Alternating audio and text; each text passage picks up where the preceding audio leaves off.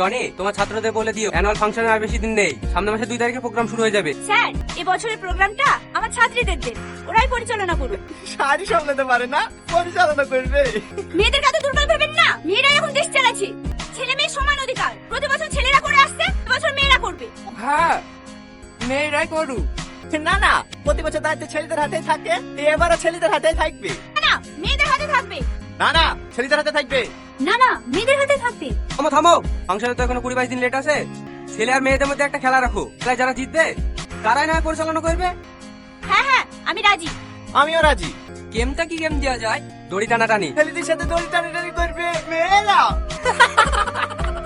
ওরা কি পারবে? হ্যাঁ পারবে, আর জিতবেও। চলেন ম্যাম।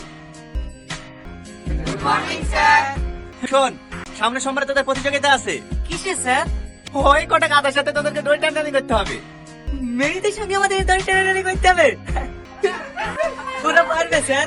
আর খুব শখ হয়েছে, শখ তো মিটি দিস।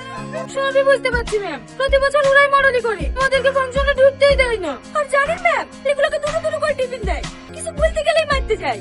তার লেগেই তো এবছরের পরিচালনা তোরাই করবি, ওদেরকেও ঢুকতে দিবি না। কিন্তু ম্যাম, হাতের সাথে আমরা দড়ি টানাটানিতে পারবো নাকি? পারবি না মানে? অবশ্যই পারবি। যুদ্ধে জিততে গেলে শুধু শক্তির না, বুদ্ধিরও প্রয়োজন হয়। ওই ছেলেগুলোর সাথে কি তোদের কারো সম্পর্ক আছে? ম্যাম, আমার পিছনে কিন্তু একজন ঘড়ি, আমি পাত্তা দিই। এই তো, এটাই তো আমাদের অস্ত্র। মানে? তাহলে শোন, একটু শোনো না।